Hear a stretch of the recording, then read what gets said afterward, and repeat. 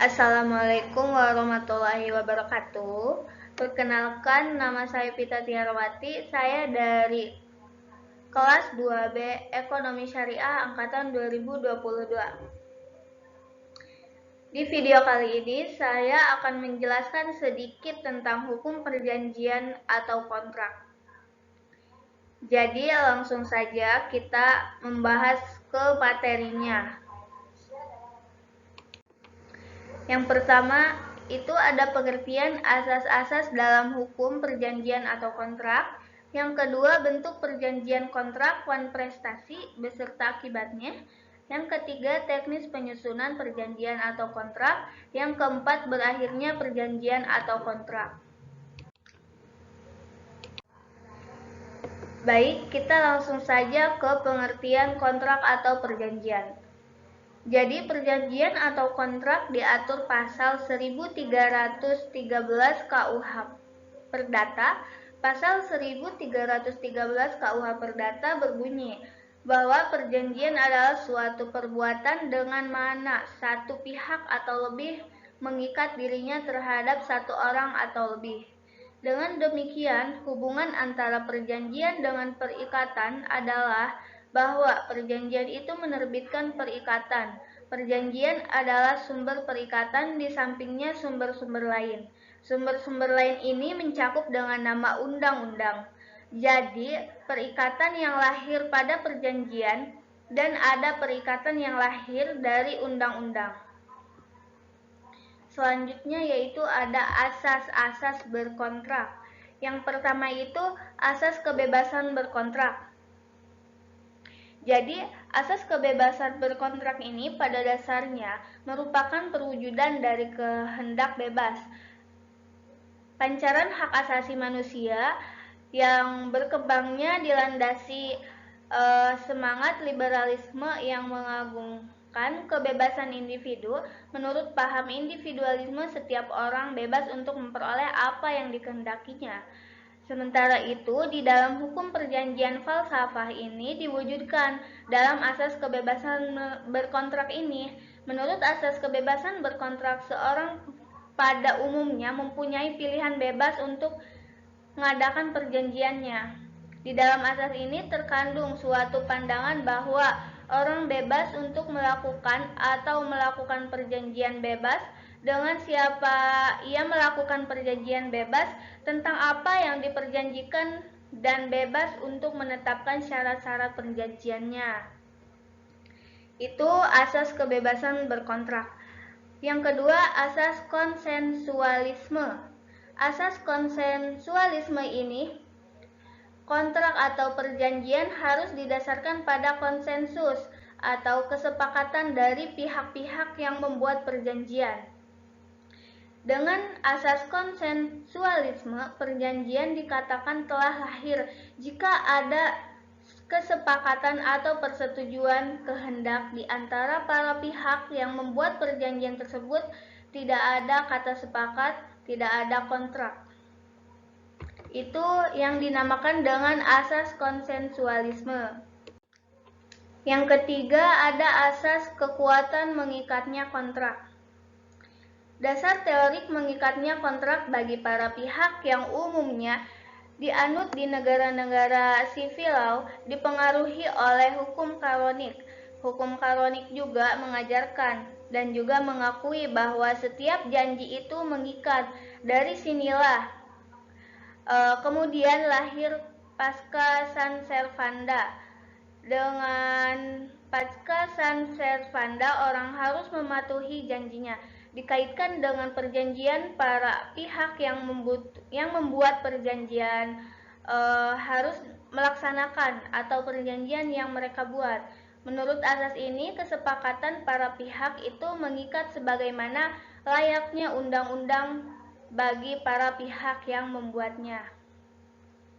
Terus yang keempat itu ada asas itikad atau baik.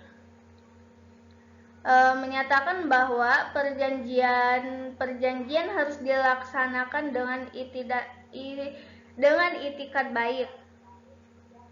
Artinya dalam melaksanakan perbuatan ini Kejujuran harus berjalan dalam hati sanubari seorang manusia. Jadi selalu mengingat bahwa manusia sebagai anggota masyarakat harus jauh dari sifat merugikan pihak lain atau menggunakan kata-kata secara membabi buta pada saat kedua belah pihak membuat suatu perjanjian. Kedua belah pihak harus selalu memperhatikan hal-hal ini dan tidak boleh menggunakan kelalaian pihak lain untuk menguntungkan diri pribadi.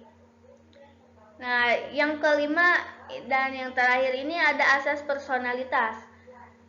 Adanya asas personalitas ini dapat disimpulkan dari ketentuan pasal 1340 ayat 1 KUHP Perdata.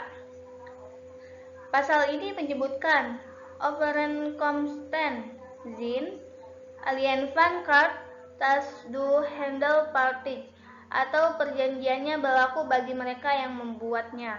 Dengan demikian, asas personalitas bermakna bahwa kontrak atau perjanjian hanya berlaku bagi pihak-pihak yang membuatnya. Nah, selanjutnya ada bentuk dan jenis perjanjian kontrak dalam bisnis. Bentuk perjanjian dapat dibedakan menjadi dua, yaitu tertulis dan lisan. Ada 3 bentuk perjanjian tertulis. Yang pertama, perjanjian di bawah tangan yang ditandatangani para pihak yang bersangkutan saja. Yang kedua, perjanjian dengan saksi notaris untuk melegalisir tanda tangan para pihak. Yang ketiga, perjanjian yang dibuat di hadapan notaris dalam bentuk akta notaris. Nah, di sini jenis-jenis kontrak bisnis dapat dilihat dari hubungan dan kondisi bisnis yang terjadi pada suatu perusahaan, terlepas dari bidang usaha yang dijalani. Adapun macam-macam hubungan dan kondisi bisnis tersebut yaitu sebagai berikut. Yang pertama itu ada hubungan bisnis antara perusahaan dengan kontraktor dan mitra bisnis. Nah, hubungan kontraktor ini merupakan hubungan pemborongan suatu proyek. Bisa dalam rangka mengadakan suatu bangunan pabrik dan atau kantor di mana perusahaan menjadi pemilik atau yang memberikan order kerja dan kontraktor menjadi pemborong atau yang menerima order kerja. Yang kedua, hubungan bisnis antara perusahaan dengan pemasok sederhananya. Itu perjanjian dengan para pemasok barang atau jasa bagi kepentingan produksi atau operasi bisnis sehari-hari, biasanya disebut supplier agreement. Yang ketiga, hubungan bisnis antara perusahaan dengan distributor retail atau agen penjual, yaitu dalam hal perusahaan tidak melakukan penjualan langsung melalui divisi pemasaran dan penjualannya, maka ia akan menunjuk pihak lain yaitu distributor atau retail atau agen penjualan. Biasanya disebut distributor agreement dan sales representative agreement. Terus ada hubungan bisnis antara perusahaan dengan konsumen atau debitur. Singkatnya, dalam hal konsumen tidak mampu membayar tunai, maka perusahaan dapat melakukan pembiayaan sendiri terhadap konsumen yang bersangkutan dengan melakukan perjanjian jual beli dengan cicilan atau sewa beli. Terus ada hubungan bisnis antara perusahaan dengan para pemegang saham. Pada umumnya dalam hal ini kondisi di luar dari penyertaan modal yang sudah diatur dalam anggaran dasar, yaitu seperti perjanjian hutang subordinasi atau bila ada kesepakatan antara pemegang saham lama dengan yang baru. Terus ada hubungan bisnis antara perusahaan dengan kreditur yang memberikan fasilitas kreditur atau pinjaman, yaitu dikenal dengan facility agreement atau credit agreement. Namun dari segi sifat hutang dan struktur transaksi dapat merupakan macam ragam hubungan atau transaksi pinjaman. Misalnya itu syndicated Facility Agreement. Selain hal tersebut, perjanjian kerjasama pada prinsipnya dibedakan ke dalam 3 pola. Yang pertama ada joint venture atau usaha bersama, yaitu merupakan bentuk kerjasama umum, dapat dilakukan pada hampir semua bidang usaha, di mana para pihak masing-masing menyerahkan modal untuk membentuk badan usaha yang mengelola usaha bersama. Contohnya itu para pihak bersepakat untuk mendirikan pabrik garment. Untuk mendirikan usaha tersebut, masing-masing pihak menyerahkan sejumlah modal yang telah disepakati bersama, lalu mendirikan suatu pabrik. Nah, yang kedua ada joint operasional atau kerjasama operasional, yaitu bentuk kerjasama khusus di mana bidang usaha yang dilaksanakan merupakan bidang usaha yang merupakan hak atau kewenangan salah satu pihak. Bidang usaha itu sebelumnya sudah ada dan sudah beroperasional, di mana pihak investor memberikan dana untuk melanjutkan atau mengembangkan usaha yang semula merupakan hak atau wewenang pihak lain.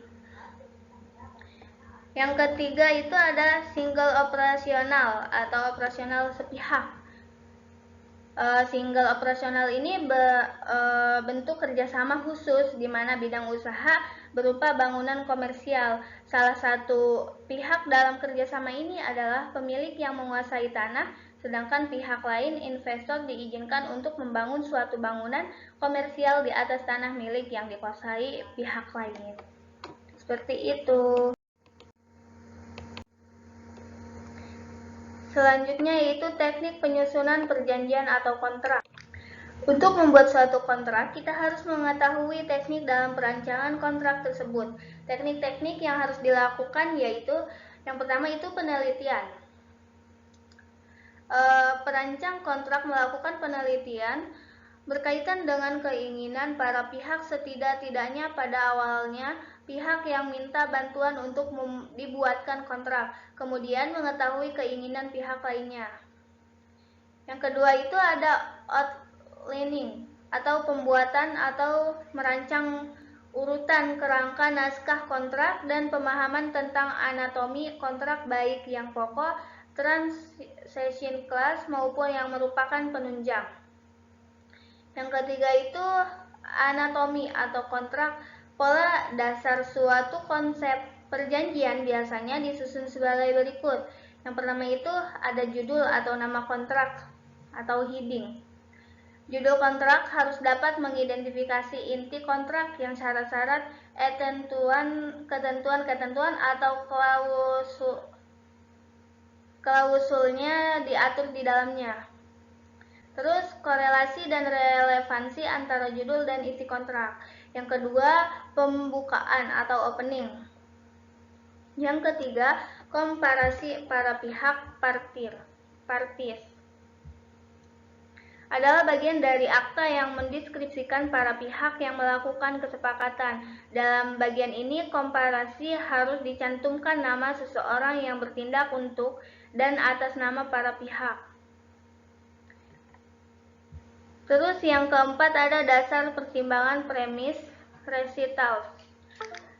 Berisikan kondisi umum dari para pihak yang akan membuat suatu kontrak, berisikan kemampuan modal, teknologi, pengalaman yang handal, pangsa pasar, dan sebagainya. Yang kelima ada isi perjanjian, ketentuan, dan persyaratan terms and condition. Yang keenam penutup, closure. Yang ketujuh tanda tangan. Baik, selanjutnya yaitu berakhirnya perjanjian kontrak. Berakhirnya kontrak menurut hukum Islam. Menurut Prof. Syamsul Anwar, terminasi akad terbagi menjadi 4 bagian. Di antaranya itu yang pertama pembatalan akad karena ada kesepakatan di antara kedua belah pihak atau al-ikalah. Terus yang kedua itu ada terminasi akad melalui urbun. Suatu akad disertai semacam tindakan hukum para pihak yang memberikan kemungkinan kepada masing-masing untuk memutuskan akad bersangkutan secara sepihak dengan memikul kerugian tertentu. Yang ketiga, ada terminasi akad karena tidak dapat dilaksanakan. Yang keempat, terminasi akad karena mustahil dilaksanakan. Apabila tidak dilaksanakannya perikatan oleh salah satu pihak disebabkan oleh alasan eksternal, maka akad batal dengan sendirinya tanpa perlu putusan hakim karena akad mustahil untuk dilaksanakan. Terus berakhirnya kontrak menurut hukum perdata. Pemahaman mengenai kontrak seharusnya dihubungkan dengan tidak dipenuhinya syarat sahnya kontrak, yaitu tidak terpenuhnya unsur subjektif apabila kontrak tersebut lahir karena adanya cacat kehendak atau karena yang lainnya. Terus ketidakcakapan. Pasal 1320 BW syarat 1 dan 2 sehingga berakibat kontrak tersebut dapat dibatalkan. Terus yang terakhir itu tidak terpenuhnya unsur objektif apabila terdapat kontrak yang tidak memenuhi syarat objek tertentu atau tidak mempunyai kaus atau kausannya tidak diperbolehkan, sehingga berakhir kontrak tersebut batal demi hukum. Mungkin cukup sekian materi dan pembahasan dari saya. Mohon maaf apabila ada kekurangan. Billahi taufiq wal hidayah. Wassalamualaikum warahmatullahi wabarakatuh.